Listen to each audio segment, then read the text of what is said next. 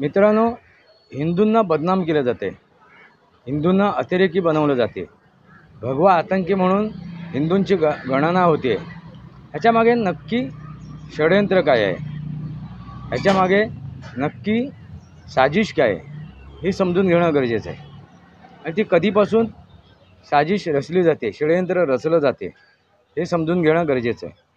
हा यांचा अजेंडा होता, तो अजेंडा आता तुमच्या लक्षात आलाच असेल। मित्रांनो, हा माझा व्हिडिओ पूर्ण पहा। मी जे विषय मांडतोय, मी जे विचार तुमच्यासमोर ठेवतोय, मी जे ॲनालिसिस केलेलं आहे या सगळ्या प्रकरणाचं, त्याच्यावरून एकच लक्षात येते, जे बॉम्बस्फोटची मालिका घडली त्या बॉम्बस्फोटच्या मालिकेमध्ये मुंबईच्या जनतेची, नागरिकांची नाहक हत्या झाली। शेकडोनी नागरिक मारले गेलेत, शेकडोनी जखमी झालेत। हा उद्देश होताच, दहशत पसरवणे हा उद्देश होताच, पण सर्वात मोठा उद्देश होता म्हणजे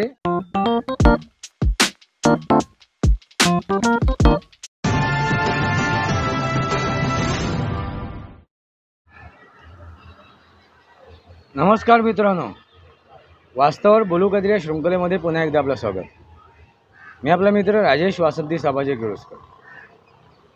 मित्रांनो, हिंदूंना बदनाम केले जाते, हिंदूंना अतिरेकी बनवलं जाते, भगवा आतंकी म्हणून हिंदूंची गणना होते। ह्याच्यामागे नक्की षडयंत्र काय आहे, ह्याच्यामागे नक्की साजिश काय आहे हे समजून घेणं गरजेचं आहे।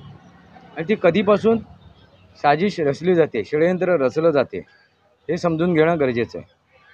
आता नुकतंच अमेरिकेमधून एका अतिरेक्याला प्रत्यार्पण केलेलं आहे, भारताकडे सुपूर्द केलेलं आहे। प्रत्यार्पणाची कारवाई पूर्ण झालेली आहे आणि या अतिरेकी तो आता भारताच्या कब्जात आहे, भारताकडे त्याला सुपूर्द करण्यात आलेलं आहे। आता त्या अतिरेकीची चौकशी किंवा त्या अतिरेकीची सगळी माहिती काढली जाईल। तो कसा काय आला, त्याच्या मागे कोण कोण होतं, कोणाचेही हात त्याच्या मागे होते, कोणी कोणी त्याला सहकार्य केलं, या सगळ्या गोष्टी आता बाहेर पडणार आहेत। आणि ह्या सर्व प्रक्रियेमध्ये आता भारतातील जे गद्दार आहेत, या देशाचे गद्दार आहेत, या राष्ट्राचे गद्दार आहेत, यांची नावं आता आपल्या समोर येणार आहेत। आणि ह्याच भीतीपोटी आता ह्या तनहूर राणाला सपोर्ट करण्याचा प्रयत्न केला जातोय, त्याची बाजू मांडण्याचा प्रयत्न केला जातोय, त्याची बाजू घेण्याचा प्रयत्न केला जातोय। हे जे यश लाभलंय ना नरेंद्र मोदीजी सरकारला, हे अभूतपूर्व यश आहे। आता ह्या यशामुळे महत्त्वाची गोष्ट काय समोर येणार आहे की ह्या देशाच्या विरोधात 1947 पासून जी षडयंत्र रचली गेली आहेत, या षडयंत्राचा आता एक एक खुलासे होणार आहेत या भारताच्या विरोधात।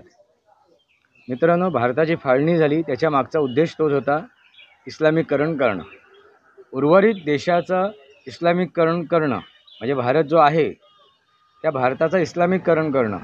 त्या दृष्टीने चाललेली वाटचाल, काश्मीरमध्ये जे काय हिंदूंचं जेनोसाईड झालं, हत्या झाली, हत्याकांड झाली, हिंदू आया बहिणींची इज्जत लुटली गेली, तो सुद्धा ह्या षडयंत्राचाच भाग आहे।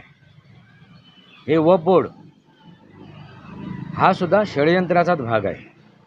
कारण हळूहळू भारतातील जमिनी बळकवायच्या वक्फ बोर्डच्या नावाने, कारण भारत सरकारच्या खालोखाल या वक्फ बोर्डकडे या प्रॉपर्टी होत्या, जमिनी होत्या, ते बोर्ड ठेवतील ती जमीन त्यांची, जो हक्क दाखवतील ती जमीन त्यांची। त्यांच्या विरोधात तुम्ही कोर्टात जाऊ शकत नव्हतात, न्यायालयात जाऊ शकत नव्हतात। म्हणजे ज्याचा त्या जमिनीचा मालक कोणी असो, मग तो हिंदू असो किंवा गैर मुसलमान असो, त्याला जर आपल्या त्या जमिनीचा हक्क प्राप्त करायचं आहे किंवा आपण त्या जमिनीचे मालक आहोत हे सिद्ध करायचं असेल, तर तुम्हाला त्या वक्फ बोर्डकडे जावं लागायचं, ट्रिब्युनल कोर्टात जावं लागायचं। म्हणजे वक्फ बोर्डचे जे कोण असतील, वक्फ बोर्ड चालवणारे संचालक, त्यांनी जे नेमलेले अधिकारी आहेत त्यांच्याकडे जावं लागायचं। म्हणजे चोरांनी चोरी केली आणि चोराकडेच न्याय मिळवायला जायचं, न्याय प्राप्त करायला जायचं. असो मित्रांनो, आज जो विषय मी घेऊन आलो आहे त्या विषयाचा उद्देश हा आहे की भारतातील बहुसंख्यकांना कसं काय बदनाम केलं जाईल, हिंदूंना कसं काय बदनाम केलं जाईल. 26/11 जो बॉम्बस्फोट घडला, ही मालिका घडली बॉम्बस्फोटाची मुंबईमध्ये. 12 बॉम्बस्फोट झाले आणि 13वा बॉम्बस्फोट हिंदूंनी केला म्हणून हिंदूंच्या माथ्यावर मारण्याचा प्रयत्न केला त्या शरदचंद्रजी पवार यांनी. त्यावेळेचे ते मुख्यमंत्री. म्हणजे विचार करा षडयंत्र काय आहे. दुसरी महत्त्वाची गोष्ट, ज्या अतिरेक्यांना पकडलं गेलं, धरपकड झाली, म्हणजे मृत्यूनंतर ते मारले गेले, त्या अतिरेक्यांच्या हातात कलावा होता, म्हणजे हिंदूंची चिन्ह. आता हे उघड कधी झालं, ज्यावेळी कसाब हा अतिरेकी पकडला गेला, जिवंत पकडला गेला. त्या ओंबळ्यांचे आपण आभार मानायला पाहिजे. त्याने आपल्या जीवाची पर्वा नाही केली, देहाची चाळण झाली, पण त्यांनी त्या अतिरेक्याला सोडलं नाही. अन्यथा हिंदूंना अतिरेकी ठरवण्याचा जो षडयंत्र होतं ते सक्सेस झालं असतं. भगवा आतंकी म्हणून घोषित करण्याचं जो षडयंत्र होतं ते सक्सेस झालं होतं. आता सुशील कुमार शिंदे, शिवराज चव्हाण यांनी तर हिंदूंना आतंकी बनवायचा अगदी अजेंडाच हेच होता, काय पणच घेतला होता.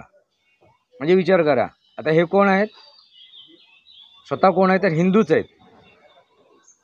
म्हणजे विचार करा, त्या हिंदूंनाच भगवा आतंकी कसं ठरवायचं, हिंदू अतिरेकी कसा आहे हे सिद्ध करण्याची अगदी त्यांनी शपथच घेतली होती असं म्हणायला हरकत नाही. आणि हे दोन्ही जे नेते आहेत यांचा मी उल्लेख केला, हे काँग्रेसचे नेते.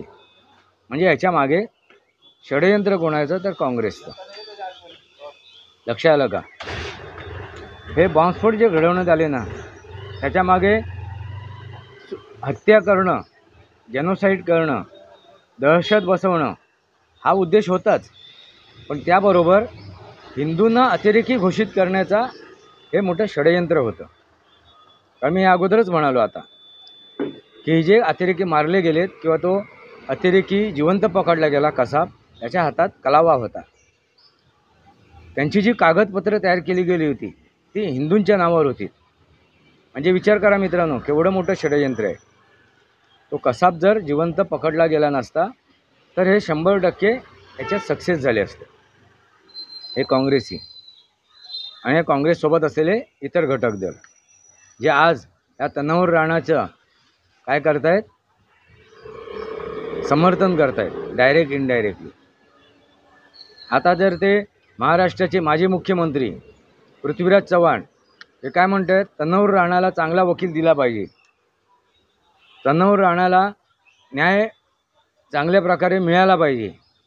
अरे ज्यांनी अन्याय केला आहे, ज्यांनी शेकडो नागरिकांची हत्या केलेली आहे, शेकडो नागरिकांना जखमी केलं होतं,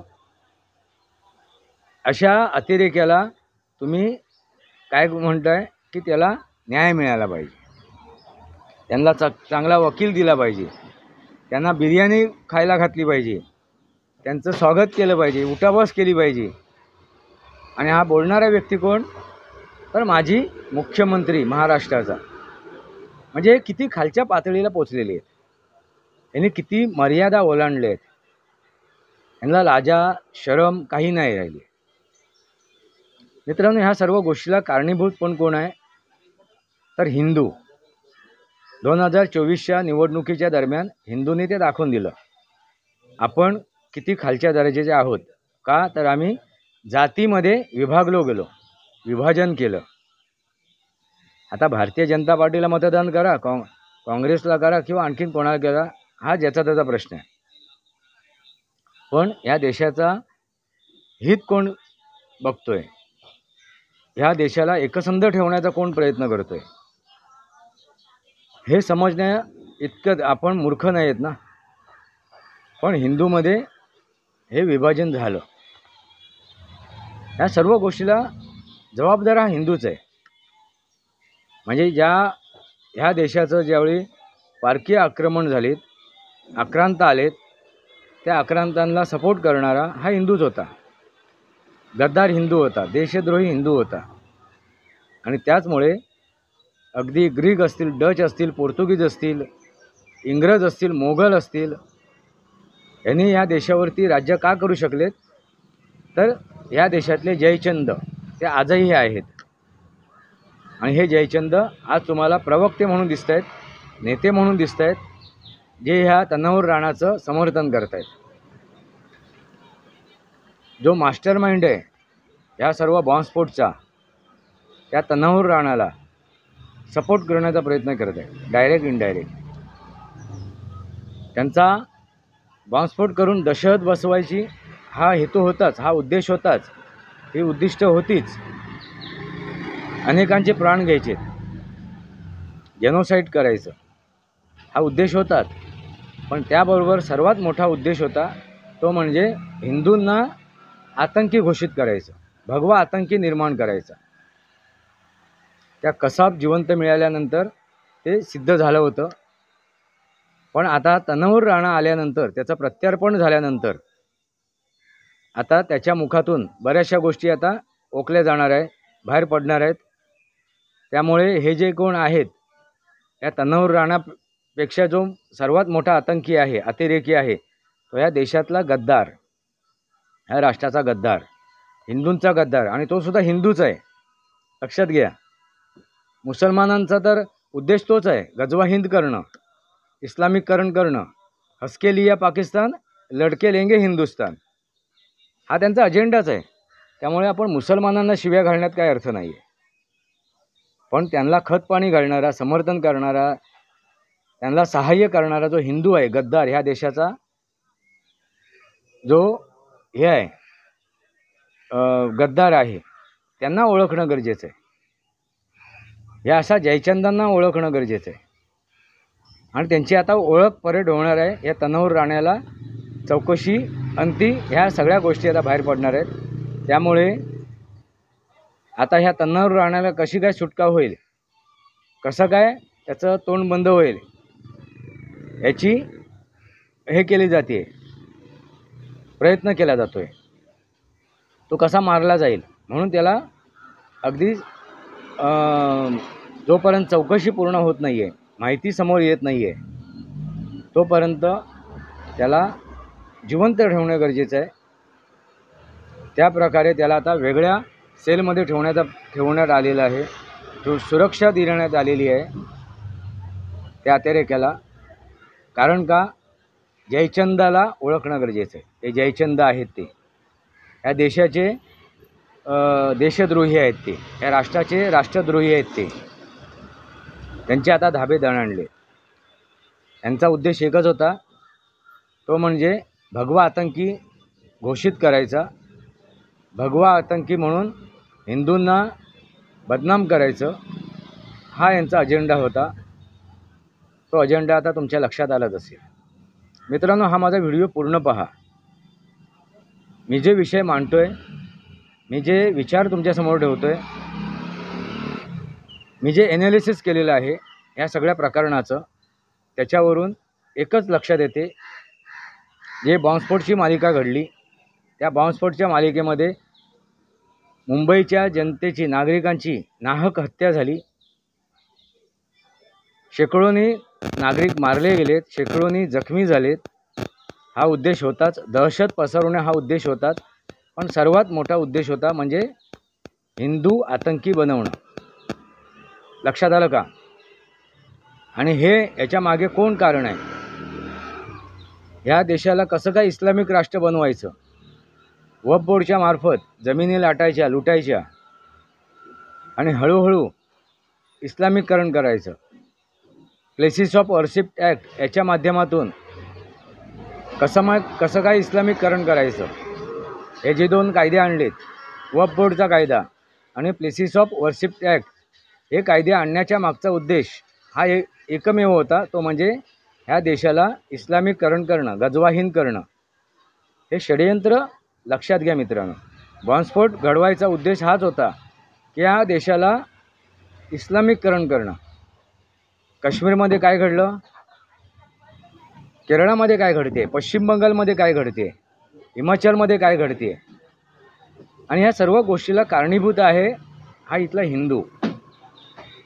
एकतर तो मूर्ख आहे, बावळट आहे, त्यांना समजून घ्यायचंच नाही आहे, त्याला जाणून घ्यायचंच नाही आहे आपण काय करतोय, आपण कोणाचं समर्थन करतोय, आपण कुठे नजरअंदाज करतोय.